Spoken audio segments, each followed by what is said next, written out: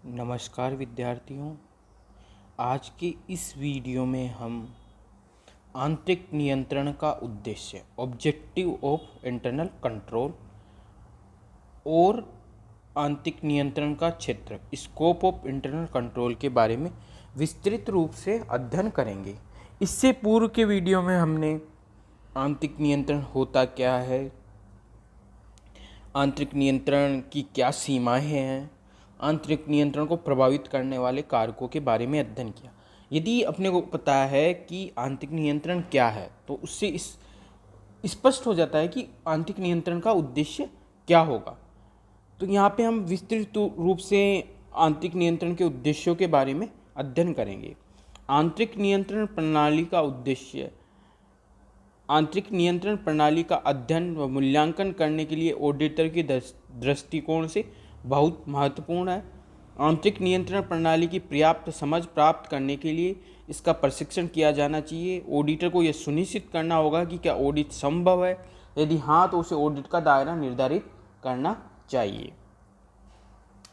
कि अब इससे ये है कि यदि इंटरनल कंट्रोल इफ़ेक्टिव है और उसके इंटरनल कंट्रोल में ऐसा सिस्टम डेवलप है कि उसमें कम से कम गलती होने के चांसेस हैं या ज़्यादा से ज़्यादा गलती होने के चांसेस हैं, तो उससे क्या करेगा, एक ऑडिटर उस ऑडिट का दायरा निर्धारित करेगा। दायरे का मतलब कि जैसे कि वह बैलेंस शीट चेक करेगा, ट्रायल बैलेंस चेक करेगा, लेजर्स चेक करेगा या जनरल एंट्री करेगा, तो उसको लगता है कि यहाँ पे बहुत अधिक गलतियाँ होने के चांसेस है, तो उतना ही गहराई से गहन जांच करेगा। तो इस प्रकार से आंतरिक नियंत्रण प्रणाली में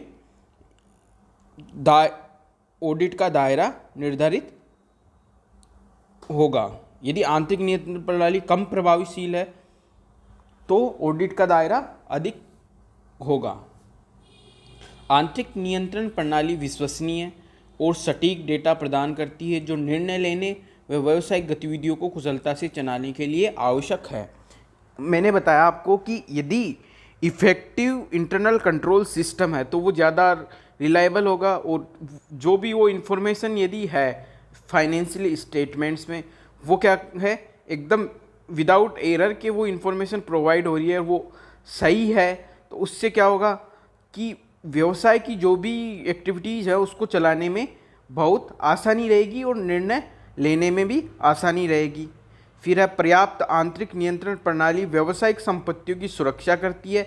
इसके अभाव में कंपनी की संपत्ति चोरी, दुरुपयोग, गलती से नष्ट हो सकती है। कि जैसे कि यहाँ पे है कि संपत्तियों की सुरक्षा का मतलब कि यदि आंतरिक नियंत्रण अच्छे से है तो बुक्स में जो भी है, मतलब जैसे स्टॉक एंट्री हुई, असेट्स वगैरह की एंट्री हुई, वो प्रॉपर रहेगी। तो इससे क्या होगा, उनकी जो भी क्वांटिटी है वो भी एकदम एक्यूरेट रहेगी। तो उससे क्या होगा, चोरी होने का, दुरुपयोग होने का और नष्ट होने का चांस बहुत कम रहेगा, जिसको अपन फिजिकल वेरिफिकेशन या फिजिकल ऑडिट वगैरह ये होते हैं आंतरिक नियंत्रण प्रणाली में। तो इससे क्या होगा कि फिजिकल वेरिफिकेशन, फिजिकल ऑडिट से क्या होगा, संपत्तियों की सुरक्षा होगी। फिर आता है संगठन के भीतर आंतरिक नियंत्रण प्रणाली गैर निष्पादित व्यावसायिक गतिविधियों को हतोत्साहित करने और रोकने के लिए आवश्यक है और व्यापार को अपव्यय से बचाने के लिए व्यापार के सभी पहलुओं को शामिल किया गया है। कि जैसे क्या होता है कि किसी भी एस्टेब्लिशमेंट में किसी भी प्रकार की गैर व्यावसायिक गतिविधियां यदि हैं तो वो क्या होगी, यदि इंटरनल कंट्रोल सिस्टम प्रॉपर काम कर रहा है तो उनमें वो हतोत्साहित होंगी, उनमें कमी आएगी, अपव्यय होगा, मतलब कम खर्चा होगा। यदि इंटरनल कंट्रोल सिस्टम अच्छे से काम करता है तो जो भी केस फ्लो है वो अच्छे से चलता रहेगा, किसी भी प्रकार के बिना मतलब वाले खर्चे नहीं होंगे। तो इससे क्या होगा, संगठन की कार्यकुशलता में वृद्धि होगी। फिर आंतरिक नियंत्रण प्रणाली यह सुनिश्चित करती है कि व्यापार कर्मियों, सहायकों, कर्मचारियों द्वारा नियमों और प्रक्रियाओं का पालन किया जाना है। ये सबसे महत्वपूर्ण है कि कोई भी यदि बिजनेस चलाते हैं तो अपन किसी भी प्रकार के नियम और प्रक्रियाएं होती हैं और उनका पालन करना होता है सभी कर्मचारियों को, चाहे वो सहायक कर्मचारी हो, चाहे अधिकारी हो या प्रबंधक हो। तो तो इससे क्या होगा, आंतरिक नियंत्रण प्रणाली में वो चीज़ें जब ये इंटरनल ऑडिट या इंटरनल चेक हो जाता है और रिपोर्ट बनती है तो उसमें पता चलता है कि इस संस्था में किस हद तक नियमों एवं प्रक्रियाओं का पालन किया जा रहा है। तो ये 5 उद्देश्य हैं आंतरिक नियंत्रण के। अब आता है स्कोप ऑफ इंटरनल कंट्रोल, आंतरिक नियंत्रण का क्षेत्र। ठीक है, निम्नलिखित मुख्य क्षेत्र जो आमतौर पर अच्छे आंतरिक नियंत्रण प्रणाली द्वारा कवर किए जाते हैं, जैसे कि नकद। यहाँ आंतरिक नियंत्रण को किसी संगठन के भुगतान व प्राप्तियों पर लागू किया जाता है। ये नकदी की हेरा फेरी से बचाने के लिए है कि जैसे क्या होगा कि एक व्यक्ति केस कलेक्ट कर रहा है तो दूसरा व्यक्ति क्या करेगा, रेंडमली या डेली बेसिस क्या करेगा, उस केस का वेरिफिकेशन करेगा केस बुक से। तो उससे क्या होगा, गबन या हेरा फेरी से वो एस्टेब्लिशमेंट बचा रहेगा। फिर आता है बिक्री और खरीद पर नियंत्रण, सामग्री की खरीद व बिक्री के बारे में लेन देन के लिए उचित और कुशल नियंत्रण प्रणाली के साथ सामग्री से निपटने और उसी के लिए लेखांकन आवश्यक है। अभी जैसे मान लीजिए किसी संस्था में बिक्री और खरीद की प्रॉपर अकाउंटिंग नहीं हो रही है या गलत अकाउंटिंग हो रही है, तो उससे क्या होगा कि जैसे मान लीजिए कोई सामग्री है, अपने को कोई सामग्री ए प्रकार की सामग्री मंगानी खरीदनी थी और गलत अकाउंटिंग वजह से ए बी की जगह ए ही अधिक आ गई, तो उससे क्या होगा, डेफिनेट है कि बिजनेस को नुकसान होगा कि वो एक्सेस क्वांटिटी में वो आ गई, हो सकता है कि वो एक समय के बाद एक्सपायर हो जाए। तो बिक्री व खरीद पर नियंत्रण भी आंतरिक नियंत्रण प्रणाली से नियंत्रित किया जा सकता है। फिर आता है वित्तीय नियंत्रण। यह लेखांकन, रिकॉर्डिंग व परीक्षण की कुशल प्रणाली से संबंधित है। मतलब क्या होगा, मैंने बताया आपको कि अकाउंटिंग है, जैसे डीलिंग असिस्टेंट कर रहा है, अकाउंटेंट कर रहा है, मैनेजर कर रहा है, तो उसका प्रॉपर रिकॉर्ड रखना और उसका सुपरविज़न करना वित्तीय नियंत्रण में आता है। फिर आता है कर्मचारियों का पारिश्रमिक, एम्प्लॉयज़ रेम्यूनरेशन। आंतरिक नियंत्रण प्रणाली कर्मचारी के रिकॉर्ड व भुगतान विधियों की तैयारी रखरखाव के लिए भी लागू की जाती है। नकदी के दुरुपयोग के खिलाफ सुरक्षा करना भी आवश्यक है। अब आंतरिक प्रणाली में क्या होगा कि जैसे कर्मचारियों को कोई भी भुगतान हो रहा है तो उसके लिए पूरे मतलब रजिस्टर वगैरह, पे रजिस्टर वगैरह ये सब होने चाहिए यदि, और उन भुगतान के जो भी मेथड्स हैं उनका भी पूरा, उन नियमों का पूरा पालन होना चाहिए, तभी वो आंतरिक नियंत्रण प्रणाली प्रभावशील होगी। कैपिटल एक्सपेंडिचर, आंतरिक नियंत्रण प्रणाली पूंजीगत व्यय का उचित अनुमोदन सुनिश्चित करती है और इसका उपयोग उद्देश्य के लिए भी करती है। कैपिटल एक्सपेंडिचर मतलब कि कोई भी असेट्स वगैरह है बिजनेस के लिए वो खरीदी जाती है, तो उस यदि आंतरिक नियंत्रण प्रणाली प्रभावशाली है तो उस कैपिटल एक्सपेंडिचर को भी क्या होता है, नियंत्रित करने में आसानी रहती है।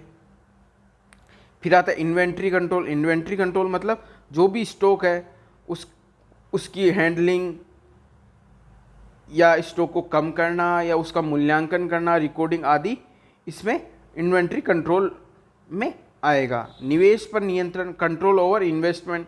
आंतरिक नियंत्रण प्रणाली को लेन देन की उचित रिकॉर्डिंग के लिए लागू किया जाता है। यह खरीद, परिवर्तन, बिक्री या रिडम्पशन, निवेश पर आय, लाभ या निवेश पर नुकसान, जैसे कई कंपनियां क्या होती हैं कि इन्वेस्टमेंट भी करती हैं, तो उस आंतरिक नियंत्रण प्रणाली यदि प्रभावशाली रहेगी तो निवेश पर भी नियंत्रण रहेगा। अब यहाँ पे आता है आंतरिक नियंत्रण और आंतरिक अंकेक्षण। ठीक है, एक लेखा परीक्षक को यह सुनिश्चित करना चाहिए कि जिस व्यवसाय इकाई में वह काम कर रहा है उसके कुछ नियम व प्रक्रिया इस तथ्य के बावजूद कि सुदृढ़ आंतरिक नियंत्रण प्रणाली प्रबंध की एकमात्र जिम्मेदारी है। ऑडिटर बस प्रबंधन को मार्गदर्शन या मदद कर सकता है यदि उसे ऐसा करने के लिए कहा जाता है, क्योंकि उसके पास ऐसे नियमों और प्रक्रियाओं को निर्धारित करने का कोई अधिकार नहीं है। सिस्टम पर निर्भरता की डिग्री आंतरिक नियंत्रण प्रणाली की प्रभावशीलता पर निर्भर करती है। इसलिए लेखा परीक्षक को अपने लेखा परीक्षा कार्यक्रम को तैयार करने के लिए किसी संगठन की आंतरिक नियंत्रण प्रणाली की समीक्षा व मूल्यांकन करना चाहिए। अभी क्या होता है कि एक इंटरनल ऑडिटर है, यदि वो किसी संस्था की ऑडिट करने जा रहा है तो उसको पहले क्या करना पड़ेगा, ऑडिट प्रोग्राम फिक्स करना पड़ेगा, और उसके लिए क्या करना पड़ेगा, उस संस्था की जो भी नियम हैं या जो भी प्रक्रियाएं हैं उनका अध्ययन करना आवश्यक होता है कि उसका इंटरनल कंट्रोल सिस्टम किस प्रकार से कार्य करना है, और उसी हिसाब से वो अपने कार्य का दायरा निश्चित करेगा। फिर आता आंतरिक नियंत्रण प्रणाली की समीक्षा। आंतरिक नियंत्रण प्रणाली की समीक्षा ऑडिटर द्वारा की जानी चाहिए। समीक्षा का मतलब है कि जैसे इंटरनल चेक है, इंटरनल कंट्रोल है, तो उसकी समीक्षा कौन करेगा, ऑडिटर करेगा। ठीक है, अब ऑडिटर क्या करेगा, अकाउंट्स वगैरह को जांच करेगा, और उसमें यदि कोई मिस्टेक पाई जाती है तो उसका वो अपनी ऑडिट रिपोर्ट में उल्लेख करेगा कि इस प्रकार की गलती की गई है और इस नियम का उल्लंघन किया गया, उस नियम का उल्लंघन किया गया, और इसमें सुधार किस प्रकार से किया जा सकता है इसके बारे में भी वो सुझाव देगा। लेखांकन प्रविष्टियों की प्रणाली की समीक्षा लेखा मानक के अनुसार दर्ज की गई है कि नहीं की गई। यहाँ पे मान लीजिए कोई एंट्री की गई है, अकाउंटिंग एंट्री की गई है, यदि वो नियमानुसार नहीं है तो उसको बताएगा कि इसको नियमानुसार किया जाना है। वर्तमान परिस्थिति के अनुसार ऑडिट कार्यक्रम की रूपरेखा तैयार करना। ठीक है, अभी जैसे क्या होता है, कई बार क्या होता है कि किसी प्रकार की गलती हो जाती है या इस गबन वगैरह केस हो जाती है, तो वो ऑडिटर जो भी ऑडिट प्रोग्राम निश्चित करेगा वो उस परिस्थिति के अनुसार निश्चित करेगा। धोखाधड़ी, त्रुटियां, गलतियां होने या न होने की संभावना। ठीक है, इन त्रुटियों का पता लगाएगा, गलतियों का पता लगाएगा, और वो उस सिस्टम में ऐसे देखेगा, वो इंटरनल कंट्रोल सिस्टम में, कि ये इतना सुदृढ़ है कि इसमें गलती होने की कितनी संभावना है। यदि उसको लगता है कि गलती होने की संभावना है और नियमों का उल्लंघन किया जा रहा है तो वो उसके बारे में सुझाव देगा।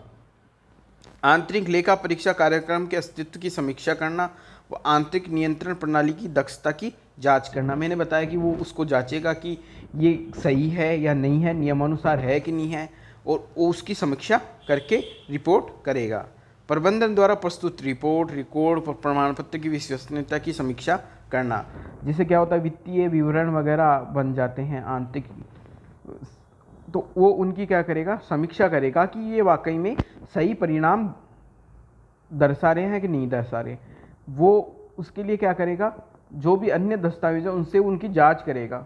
ठीक है, उस जैसे किसी गणना में कोई त्रुटि तो नहीं है या फिर किसी प्रकार की कोई गलत एंट्री वगैरह तो नहीं है, यह जांचने के लिए कि मौजूदा आंतरिक प्रणाली में सुधार की कोई संभावना है। ये भी क्या करेगा, ऑडिटर का एक कार्य है कि वो जांचेगा कि वाकई में ये आंतरिक नियंत्रण प्रणाली सही है या गलत है, या इसमें कितने सुधार की आवश्यकता है, या इसको कितना मजबूत किया जाना आवश्यक है। तो इस प्रकार से आंतरिक नियंत्रण का क्षेत्र और आंतरिक नियंत्रण के उद्देश्य हैं।